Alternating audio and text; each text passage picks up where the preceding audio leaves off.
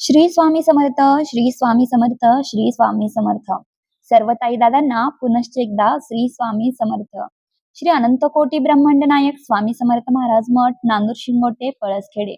आपल्या या YouTube channel वरती सर्व ताई दादांचे स्वामीमय स्वागत आहे.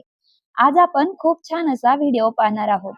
आज आपण प्रत्येक जण मंदिरामध्ये जात असतो, मठामध्ये जात असतो, तीर्थक्षेत्री जात असतो. आणि मग आपण तिथं गेल्यानंतर कोणत्या गोष्टीचे पालन केले पाहिजे, आपण त्या ठिकाणी गेल्यानंतर भगवंताशी आपण कसे एकरूप झाले पाहिजे, हे आज आपण आजच्या या व्हिडिओमध्ये पाहणार आहोत. तत्पूर्वी सर्वांना पुनश्च एकदा श्री स्वामी समर्थ. आज आपण प्रत्येक जण आपल्या श्रद्धेनुसार, आपल्या विश्वासानुसार आणि आपल्या वेळेनुसार आपण मंदिरामध्ये भगवंताला भेटायला जात असतो. खरं पाहिलं तर देव आणि आपण एकच आहोत. मग अशी आस्था आपल्या मनामध्ये निर्माण होऊन आपण मंदिरामध्ये जात असतो.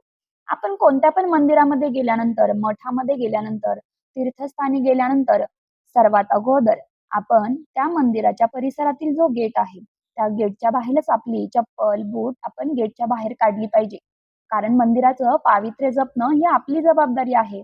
म्हणून आपण चप्पल, बूट बाहेर काढून मंदिरामध्ये दर्शनासाठी जाऊ शकतो. त्यानंतर आपण आतमध्ये गेल्यानंतर सर्वात अगोदर आपण हातपाय धुतले पाहिजे. कारण हातपाय का धुवावे? तर पाय दिवसभर रस्त्यावर चालत असतात. त्यामुळे धूळ, माती आणि अशी अस्वच्छता लागलेली असते. त्यामुळे मंदिरात जाण्यापूर्वी आपण पाय धुवून पावित्र्य जपलं पाहिजे. पाय धुतले तर आपण पवित्र होणार आहोत. म्हणून आपण पावित्र्य जपूनच त्या ठिकाणी हातपाय धुवून आतमध्ये जाण्याचा प्रयत्न करावा. मंदिराच्या परिसरामध्ये प्रवेश करण्यापूर्वी आपलं मन एकदम शांत ठेवावं. मनामध्ये कोणतेही वाईट विचार आणू नये, निगेटिव्ह विचार आणू नये. जर आपल्याला भगवंताशी एकरूप व्हायचं असेल, तर आपण शांत आणि प्रसन्न मन ठेवून कोणताही संकोच, निसंकोच मनामध्ये न आणता भगवंताच्या दर्शनाला गेलं पाहिजे.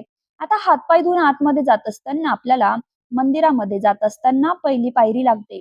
तर आपण पहिल्या पायरीचं दर्शन घेतलं पाहिजे. मग दर्शन का घ्यायचं? तर पायरी नमस्कार करणे ही अनेक ठिकाणची श्रद्धेची प्रथा आहे.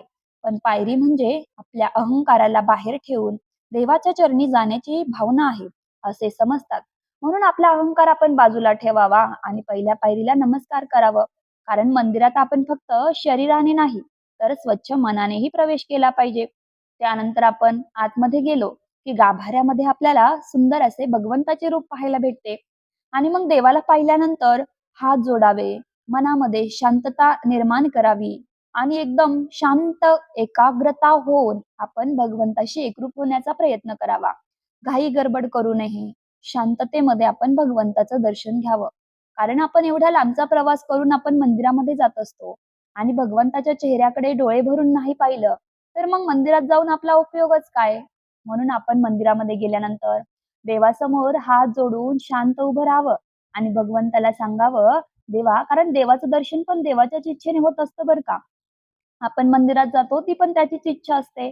तिथं गेल्यानंतर भगवंताशी एकरूप होणं हे तर होतच ना. मग आपण भगवंताकडे एकरूप मनाने भगवंताकडे पाहायचं आहे. डोळे भरून देवाला पाहून घ्यायचं आहे. मनावरती शांत, प्रसन्न वातावरण ठेवल्यानंतर आपल्या मनातील आपण सगळे हावभाव देवाला सांगू शकतो. आणि जर तसं पाहिलं ना, तर देवाला काही सांगायची गरज पडत नाही.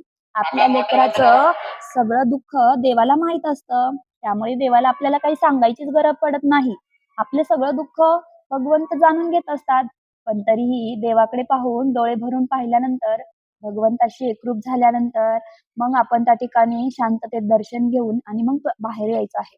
त्यानंतर काही ठिकाणी प्रदक्षिणा पण मारल्या जात असतात. तर मग आपण त्या मंदिराच्या परंपरा असेल तर प्रदक्षिणा करावी.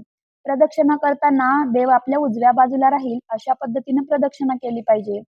शेवटी आरती असेल तर शांतपणे आरतीमध्ये सहभागी व्हायचं. प्रसाद पण आदराने घ्यायचा आणि मंदिराचा परिसर स्वच्छ ठेवायची जबाबदारी ही प्रत्येक भक्ताची असते बरं का. कारण मंदिरात जाणं म्हणजे केवळ देवाचं दर्शन घेणे नाही, तर काही क्षण स्वतःला शांत करणे, मनातील नकारात्मक विचार बाजूला ठेवणे आणि देवाच्या चरणी श्रद्धा अर्पण करणे होय. म्हणून मंदिरात जाताना शरीराची स्वच्छता, मनाची शुद्धता आणि आचरणातील नम्रता या तीनही गोष्टी महत्वाच्या आहेत बरं का. त्यामुळे आपण शांत मनाने मंदिरात जाऊन त्या ठिकाणी पावित्र्य, शांतता राखणं ही सर्वांची जबाबदारी आहे. आणि हो, आपण मंदिरामधून बाहेर निघत असताना भगवंताला सांगा, की स्वामी भगवंत तुम्ही आमच्या सोबत चला, आमच्या घरी चला. हे घर तुमचंच आहे आणि आमचं सदैव रक्षण करा. तुम्ही आणि आम्ही एकच आहोत. आमच्याकडून काही चुकले असेल तर क्षमा करा आणि पुन्हा ती चूक होऊ नये यासाठी आम्हाला सद्बुद्धी द्या. तुमचा आशीर्वादाचा हात कायम आमच्या डोक्यावरती राहू द्या. हे बाळ कधी चुकणार नाही याची तुम्ही काळजी घ्या बरं का. असं भगवंताला प्रेमाने सांगून आपण त्या ठिकाणी पुन्हा माघारी घराकडे येत असतो ना, तर त्यावेळेस पहा आपल्या मनामध्ये किती शांत, पवित्र आणि आनंद निर्माण झालेला असतो. म्हणून आपण स्वच्छ मनाने मंदिरामध्ये गेलं पाहिजे. सर्वांना श्री स्वामी समर्थ.